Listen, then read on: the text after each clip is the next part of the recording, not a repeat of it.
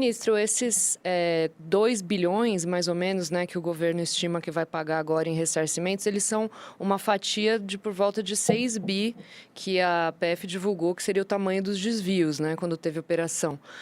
Como é que o governo está vendo esses números? Tem 4 bi de pessoas que ainda não fizeram os pedidos, ou então os ressarcimentos vão ser menores mesmo do que esse bolo aí de 6 bilhões, que é a estimativa dos desvios? Assim, o que explica essa diferença? Eu vou dizer, foi uma boa pergunta essa, porque é a oportunidade da gente deixar esses números mais transparentes.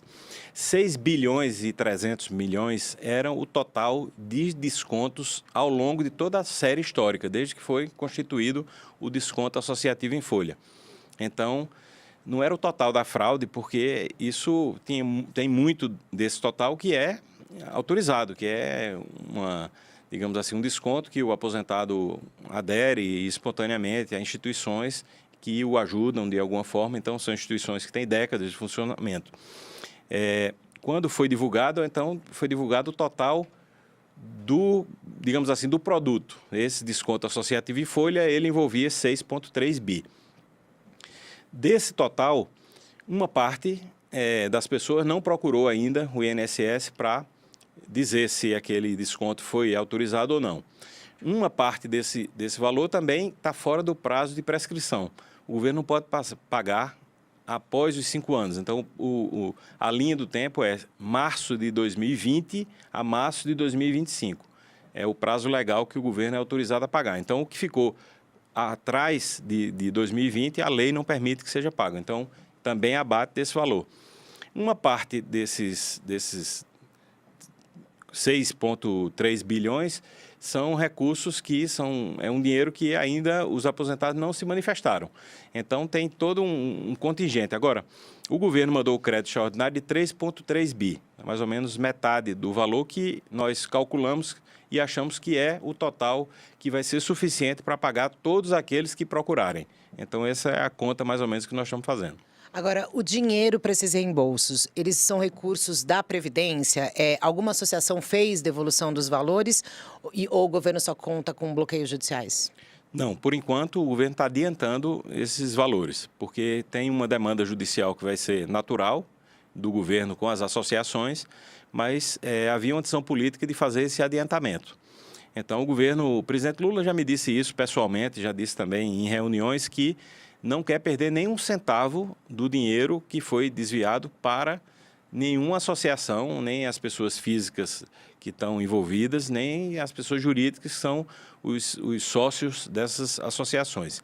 O governo vai atrás de cada centavo para reembolsar o Tesouro.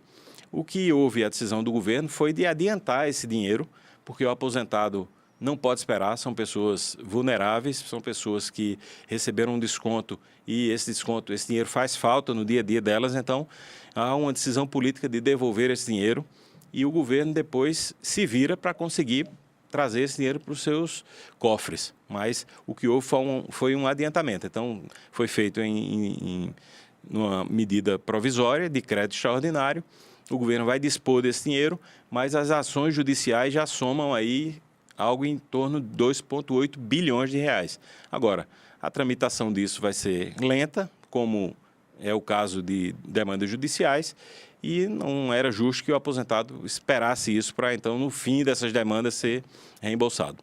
Porque ficou uma dúvida, né, sobre esses bloqueios, como é que isso seria? Porque o governo acionou as associações para responderem até 15 dias e reembolsarem, né, potencialmente. Só que como elas estavam com as contas bloqueadas, até nem seria possível, né, para as associações fazerem isso, né, pagarem nesse momento. O que é que acontece? Quando uma associação, ela não responde por um associado, automaticamente ele vai para uma coluna de aptos a receber o ressarcimento.